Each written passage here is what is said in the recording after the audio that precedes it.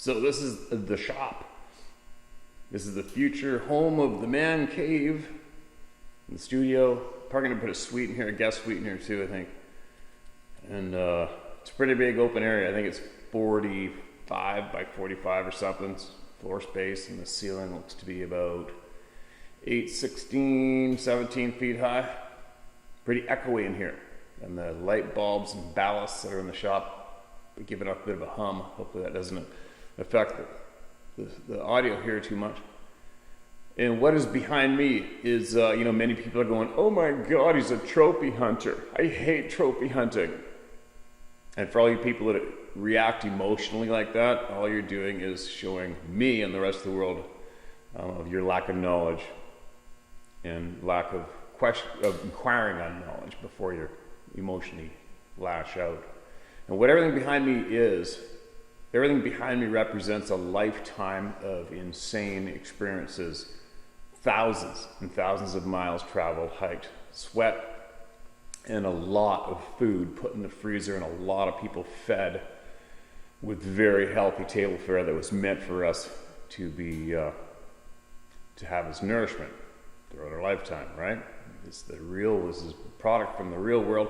And what else is behind me is not only does all of the items behind me represent numerous incredible memories, but it's also the inedible parts of the table fare, which I never wasted. I never wasted anything. So everything behind me is what couldn't be ate. All right, but it was saved. It was also saved to also be somewhat what you might call a real live photo album. Not real live, but a photo album in a way. Every single item behind me has a story, and nothing was wasted. The polar bear on my left here, if you can see it on the screen, there's a story behind that. I have the photograph of the fresh harvest, the name of the Inuit hunter who harvested that polar bear, and as well I have the legal documents, the license, the tags, his name, and it was harvested in Greenland by an Inuit hunter. And along my travels I came across that item. It passed through various hands, and I ended up with it. And actually it turns out I know the family, the taxidermist who did the work to create that item, and I ended up with it. I purchased it.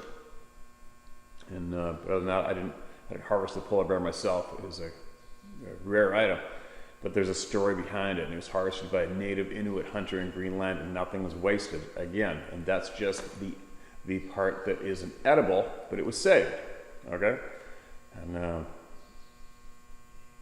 there you go. I can save this discussion for another time, but you can have a look behind me at all sorts of items behind me, and just know that nothing was wasted. And every single item behind me fed a lot of people over the years and kept them very healthy. Okay? And I continue to do that today. And don't forget, if it wasn't for hunting, conservation wouldn't even exist right now for wildlife. It wouldn't. Anyway, it's a whole other topic. We talk about it another time. But I got some more shares I want to get shared here while I have a little bit more time left this morning. And then I got to get my butt working. Bear hunt ruined.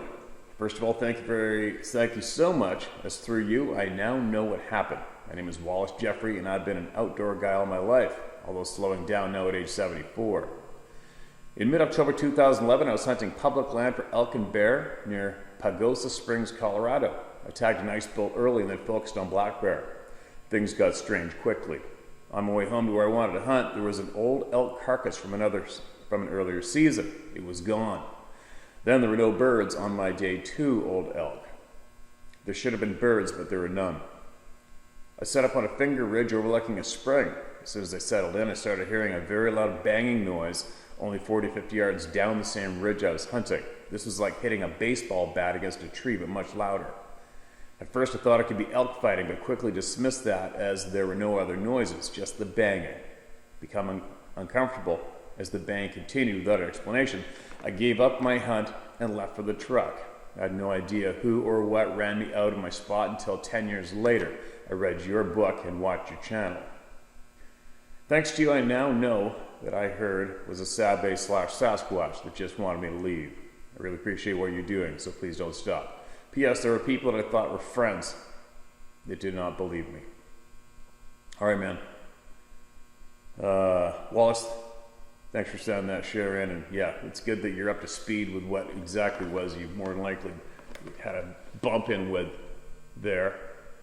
And yeah, the unfortunate part about it was speaking truth. The real shitty deal about speaking truth today, no matter what the topic is the ridicule. Isn't it amazing how, I was talking about that the other day with Sarah.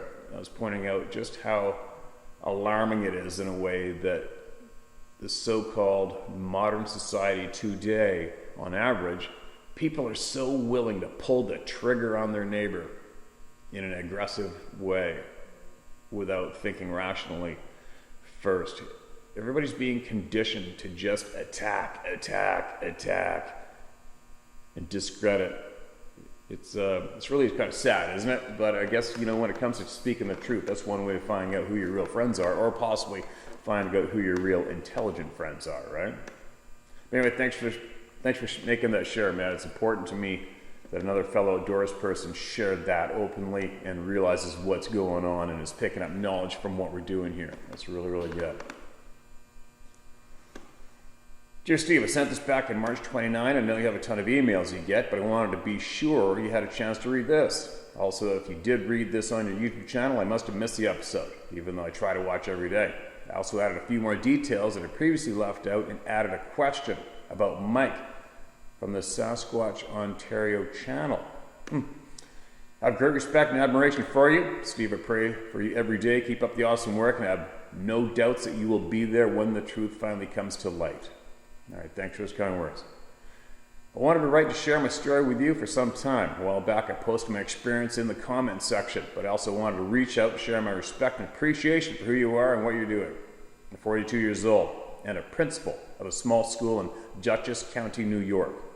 Though we're about an hour and 30-minute drive from New York City, we're literally a world away from the city in every way possible.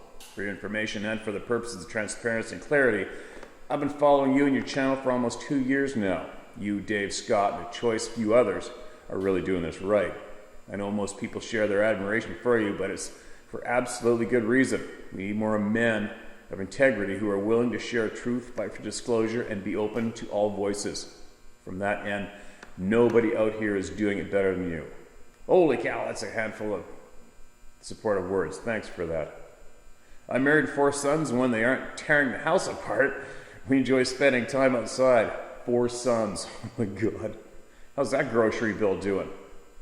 Mostly we are doing your typical sports like baseball or football, but they've all taken interest in wildlife and the outdoors as well. There's nothing better than spending time in nature with your family. With that said, I'm not a big game hunter, but we have some of the best grouse and pheasant hunting in the world out here, and I'm a mean skeet/trap shooter. Anyway, my wife and boys have all gravitated towards these things, so it's become a family affair. Good for you, that's good to hear. 2 years ago, my wife got me a trail cam for Christmas, and we have placed it about 200 yards behind our house. We live on a 6-acre wooden lot, and we're abutted up against a state preserve with more than 300 acres.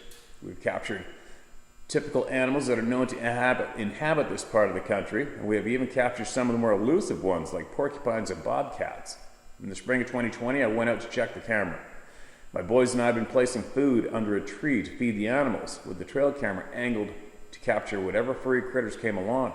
The strange thing was happening, however, over the course of several food drops. When I would go check the camera, the food would be gone, but 2 things were off. First, there were never any footprints or indication of which animal may have taken the food. And secondly, the camera, which would have been on a 10-second video run, wasn't capturing the animal or animals that might be taking the food. It was even odder about this. What was even odder about this, it was almost looked like the area under the pine trees had been groomed, like there was never any food left there at all. Not one crumb or trace of food was ever present. I also noticed that there were orbs of light that would be captured from time to time as well on the camera, and almost always at night. I've never seen them around anywhere else, but sure enough, these orbs are showing up on film, and they would be captured both before and after the food was taken. Well, that's a little different. Fast forward to midsummer 2020, and I was taking our 2 dogs out for a run. I figured I'd go and check the camera, and as I walked in that direction, the dogs suddenly stopped. Now, because where we live, I don't leash them. They run all over, but we're trained extremely well, and when I whistle or tell them to come, they do. They've been with me to this area a bunch of times before, but on this day, they acted very strange. One sat down for a bit and looked with ears up deeper into the woods, and the other, I specifically remember, was making light squealing noises, almost as if she was trying to say something to me. A little odd to say it that way, but that's what she was doing. And I'm a firm believer that all animals, especially those closest to man, like dogs and horses, have a spirit.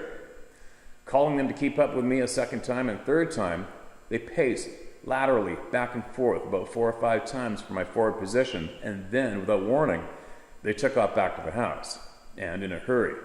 I thought this was so odd, and something struck me at that point that made me feel there must be someone or something that spooked them.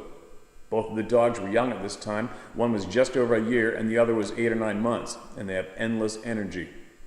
One is a lab mix, and the other is a Staffordshire Terrier mix, and they like to run and be outside, so having them retreat, which is what it felt like, back to the house really sent me into a defensive mindset.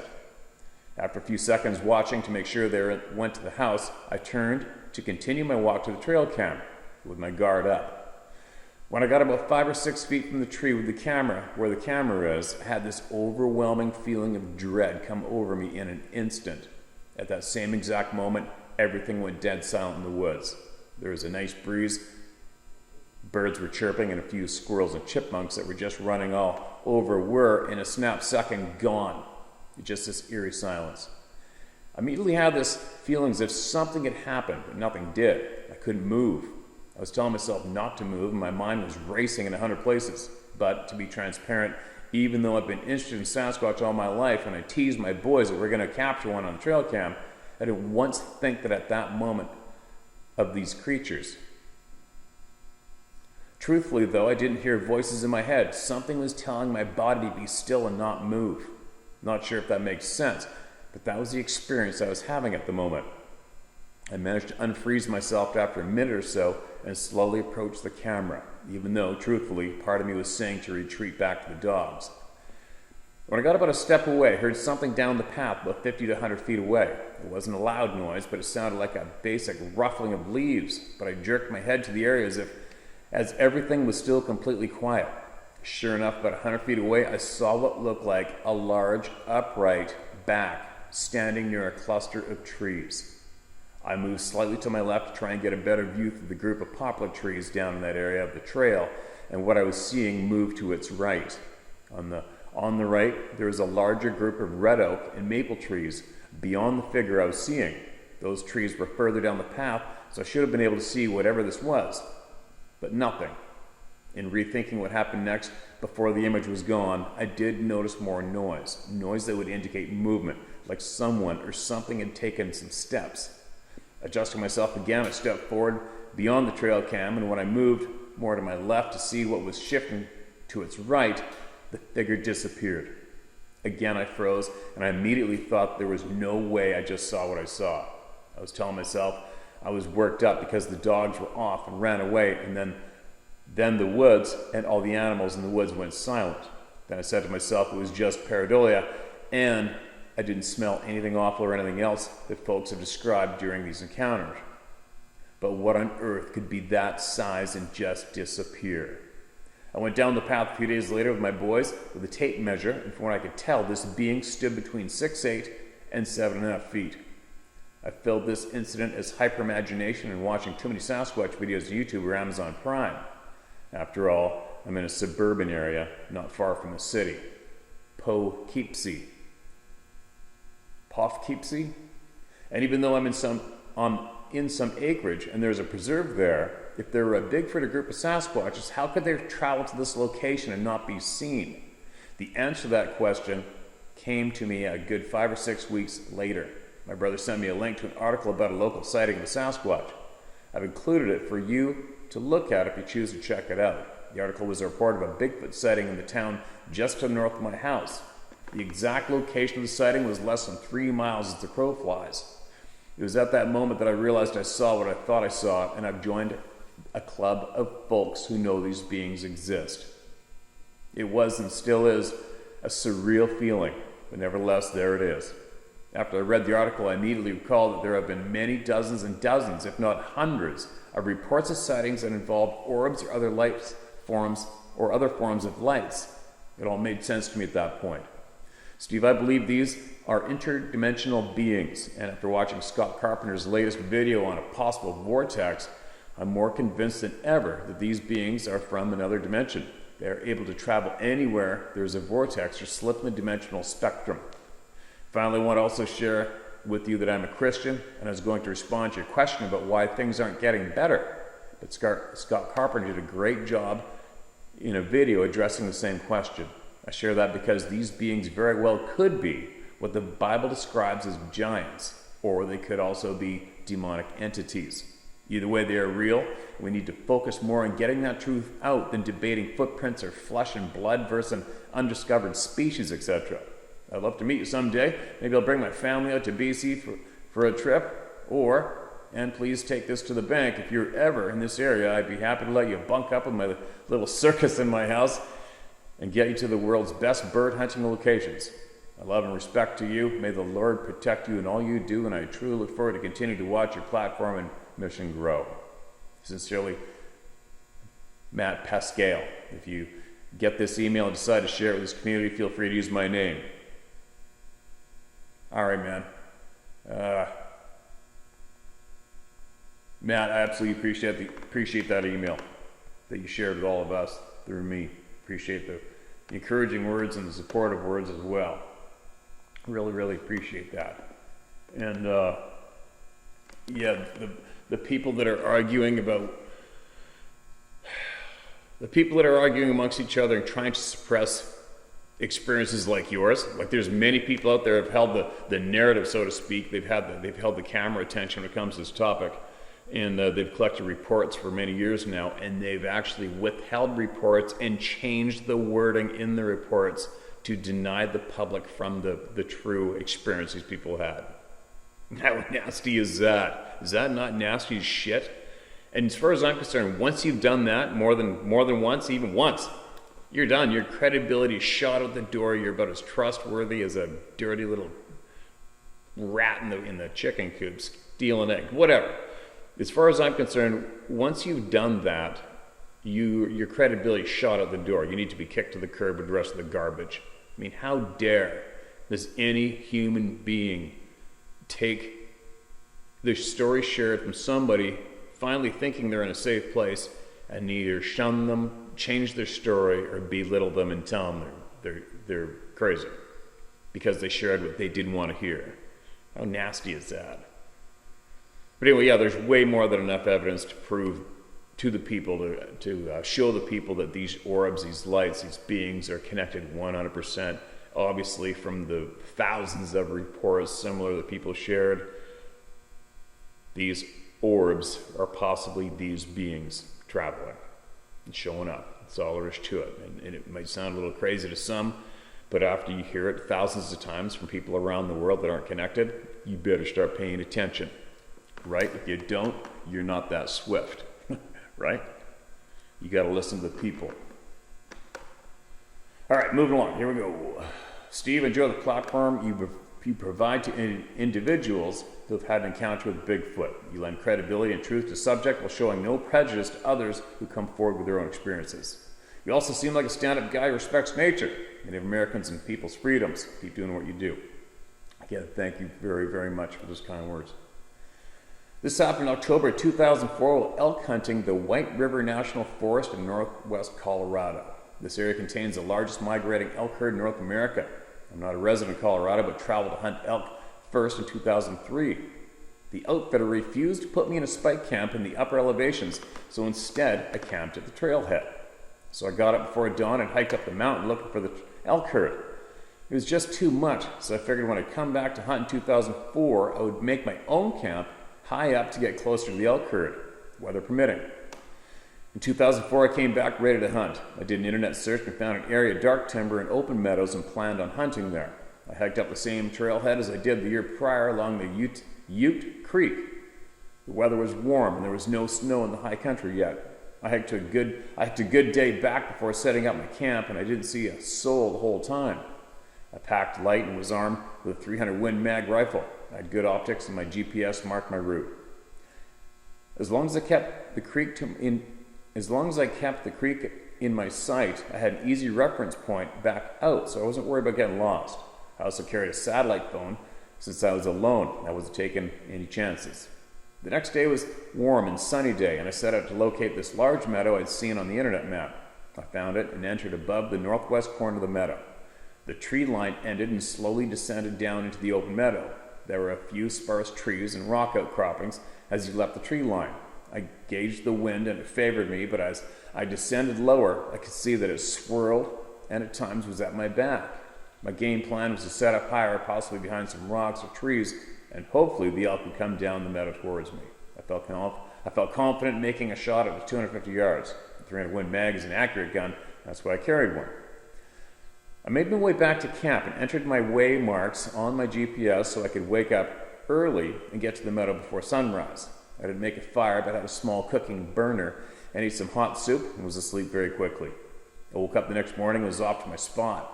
I arrived about 20 minutes before sunrise, and it was very still, the slight breeze that I could tell was at my face. I set up on top of some big rocks and used that as my bench rest.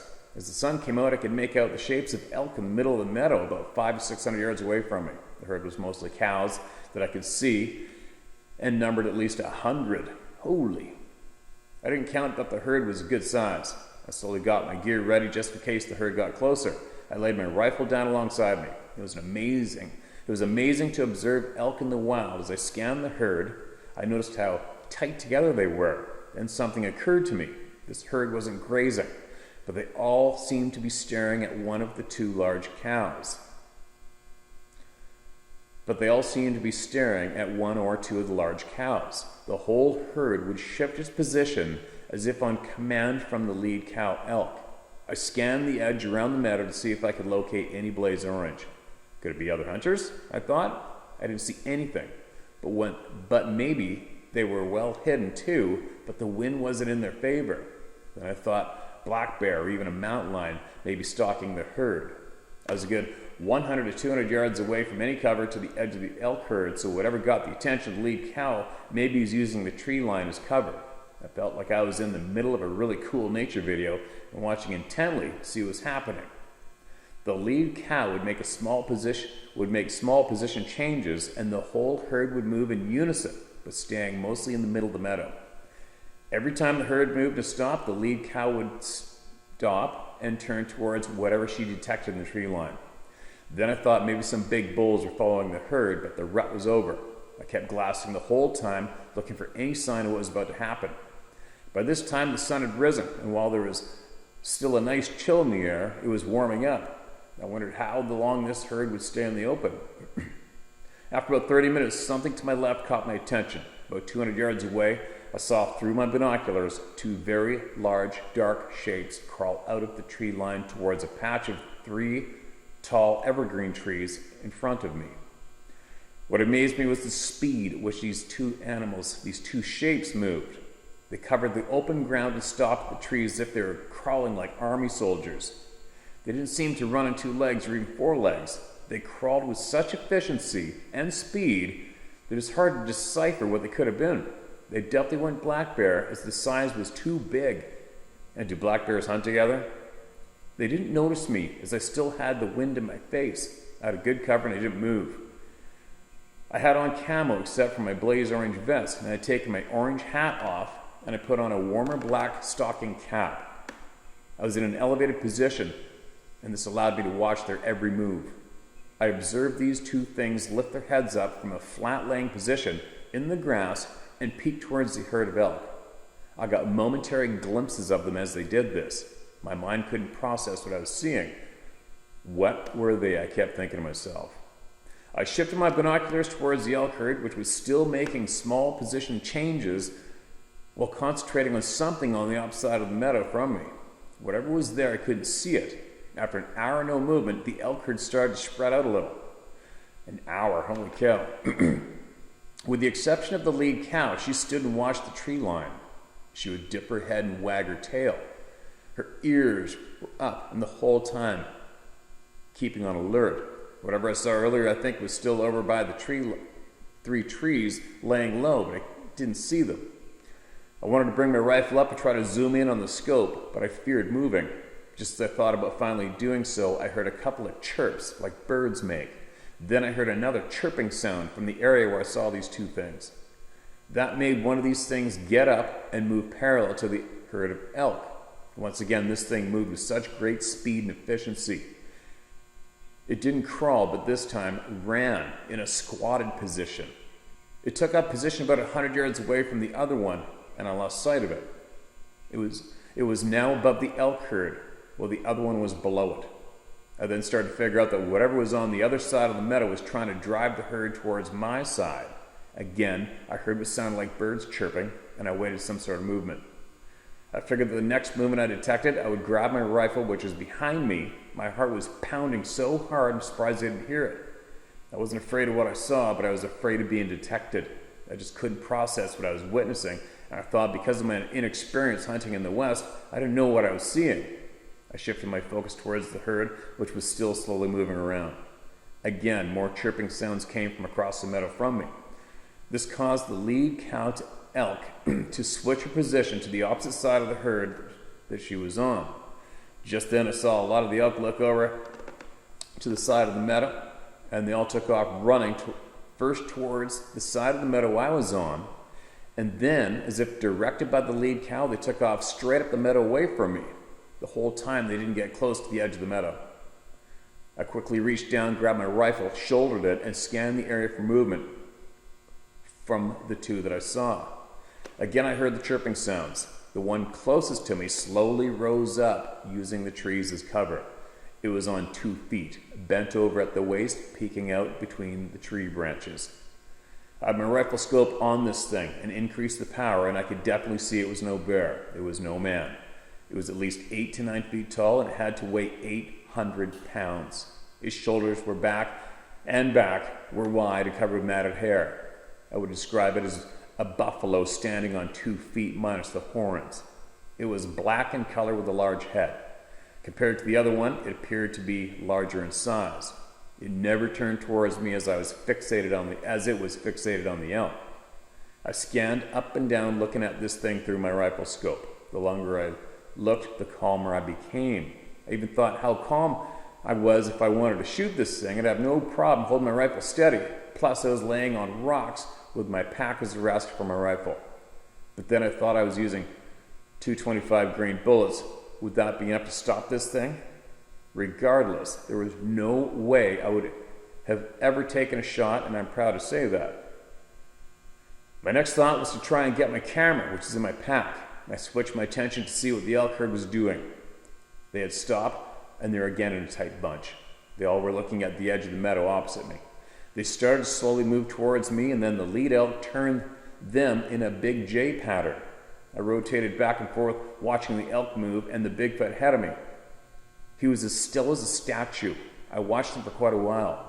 The elk kept making the same J pattern. They would stop and then all together trot about 30 to 50 yards and then turn and curl in or out like the letter J. Ever so often I would hear the chirping sounds, but well, nothing other than the elk were making their same movements. It's like they were deceiving the Bigfoot who were trying to pattern their movements. Whatever they were doing, it seemed to work. These elk had no desire to enter the woods, but they didn't leave the meadow. What if they got closer to me for a shot, I thought? Would I expose my position to them? And if I did, and how would they react? I've heard about grizzly bears coming to the sound of gunshots. Would these things do the same? It was now going on 11 a.m. in the morning. Holy, that's late. It was still chilly, maybe in the 40s. I figured the elk would have wanted to move into the dark timber, but they stayed in the middle of the meadow. The Bigfoot ahead of me had lowered himself back down, as was now laying alongside the clump of trees. I started to feel a small chill in the back of my neck and was thinking the wind was changing slightly. You could see clouds off in the distance, and the weather had called for snow. This whole time I never thought about food, water, or even to take a piss. I was so locked in on what I was seeing, and time seemed to fly by. I still wanted to get my camera, but didn't want to risk moving. Finally, I slowly set my rifle down next to me and slid my pack out. Just then, I heard the whistling, but this time in rapid succession and from more than one position. I think I was busted. I froze and saw the Bigfoot ahead of me get up and turn, heading towards the tree line. It never turned in my direction. Once again, it moved without sound and incredibly fast, as if it were floating on air. I cannot emphasize enough the speed at which these things moved. Then it was gone into the timber. I got my camera out, and never again did I see one. I also noticed after about 15 minutes the elk were in more of a relaxed state. Some were laying down, others grazing. The lead cow would occasionally look around, but even she seemed more relaxed. They eventually came down towards me, heading to the creek to drink. They moved very quickly and were out of sight as they followed the creek down.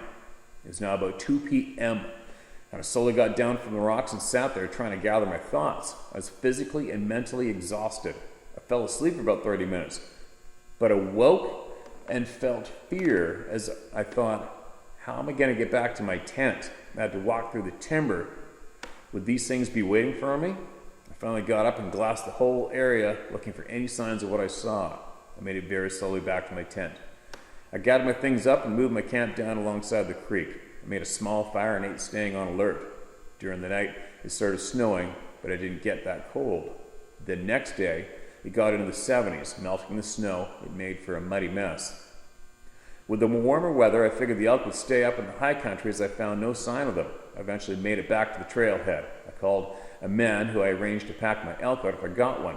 He grew up in this area and was very knowledgeable of the high country. I asked him jokingly, "What's the strangest thing you ever seen in the woods?" And he laughed and said that he's heard stories but never saw anything. I told him what I saw and he believed me. He asked if I sure it wasn't a bear, and I wished I would have called him right away. He asked if I was sure it wasn't a bear, and wished I would have called him right away. I told him I had this thing in my sights and I know what I saw. I was hesitant to tell anyone else's story, not even my wife. I eventually told my son, and he has always encouraged me to talk to others about it, but with my job I didn't think I should. I've gone back and hunted that area in Colorado during the archery season with a guide. During our hunt during the rut, I heard the bird chirping sounds, and although it was probably birds, this time you never know. I asked my guide about Bigfoot, and he said he's heard stories too, but nothing sighted around here. We talked about the vastness of the forest and the availability of food to survive, but these things did exist, and how easy it would be for them to do so. Excuse me. Not too many people have gone into this area. I'm interested in hearing your opinion. Your experience with bear and hunting big game is far greater than mine. I'm from the Midwest, and I've never heard or seen anything like this around where I hunt. I'm forever haunted by what occurred on that day, but I have learned to live with it. A day doesn't go by that I don't think about it, and I feel extremely lucky to witness my sighting. I've seen people on TV who say we need to kill a Bigfoot. These people are idiots. If Bigfoot proves to exist, it would be one of the greatest scientific finds of this century and the last. Yet people would shoot one? We should listen to the Native Americans and show Bigfoot respect. Thank you, Steve. I do wish to remain anonymous. Holy, that is one hell of an experience. That is a lot to watch and take in. If Bigfoot proves to exist, it would be one of the greatest scientific finds of this century. It turns out that Bigfoot, Sasquatch, is one of the largest hidden facts by the scientific community. And that is a fact. The scientific community is doing everything they can to deny this truth and many other ones. It's easy to see. It's plain as frickin' clear water. It's unfortunate. What are my thoughts on your experience? Well, you know what you saw. 100% you know what you saw. Not too many people would not be absolutely alarmed from seeing that, especially the movements. How many people have described the movements, the impossible movements? You know, they're crouched down, fanned out, and scooting along flat to the ground like nothing, and incredibly fast. And that speed is what has scared the shit out of many, many people, right? It's the speed that freaks people out. They just can't believe that something that big can move like that. How many times have you heard those words? And for you to go back after seeing what you saw, you're a brave man. You got a set on you, I'll tell you what. And obviously it wasn't a bear, not a chance. You know what you saw. What's surprising to me is those things didn't just run out there and grab an elk. They obviously move a lot faster than an elk. I wonder what was going on there. I wonder what size or what age the other two were. If it was just lessons day or have fun day, who knows? Who knows what was going on? I don't know. But I knew one thing for certain. As a rule, grizzlies and elk, I've shared this with you guys before, but grizzlies and elk go hand in hand, right? Where there's grizzlies or elk. Where there's elk, there's grizzlies. Where there's grizzlies. But more and more and more times we're hearing about these beings being associated with elk. And numerous times in Alberta, I've talked to a handful of people who had their elk stolen from them, from a large, hairy, man-like thing running from their camp with the whole. One group of hunters saw the whole bull elk get pulled off the hanging pole, and the thing had its hand around its muzzle, head over, cocked over its shoulder, over its back, full-grown bull elk, ran with it like nothing. Imagine seeing that and not accepting, and previously not accepting these facts as real, and seeing that go down. Imagine trying to deal with that one. But anyway, thanks again for sending that in, man. Appreciate it. And good for you to not quitting. It's still going out, right? It's very important. Okay, one more, and I'm out of here. Titled, I Think I Saw One. Hi, Steve. My name's Mike. I think I saw one of these things. My buddy and I went up Forest Hill Road. Yes, that's how they spell it. One word. We went out for a day getting away and doing some target practice, a beer or two, and leave the Sierra Mountains, and love the Sierra Mountains. We headed up north side of French Meadows Reservoir and decided to take the Soda Springs Road back to I-80, freeway back home. That road seemed to last for hours. We were kind of tired and should have went back the way we came. I was riding shotgun and staring out the window at everything when there was a clearing around a bend. I saw this frickin' man leaning around a tree, staring right at us, about 50 to 75 yards away. I locked eyes with it, and I turned to my buddy and had that butterfly feeling, and he said, "Dude, I just effing saw something, turn around." He was like, "Really?" He was tired of driving and didn't want to turn around, so we kept driving. He trusted me that I see something. I have an eye for finding things on roads like knives, cameras, and tools, and seeing wildlife. We drove for 10 minutes or so, and I wanted to turn back. He saw that I was having an issue with what I'd seen and asked me, "Do you really want to turn around?" I knew he was tired of driving that road, so I said, "It's okay, let's go home." But it's locked in my head, and I'm damn sure what I had seen. Description: it was like a damn Sasquatch thing peering around a tree.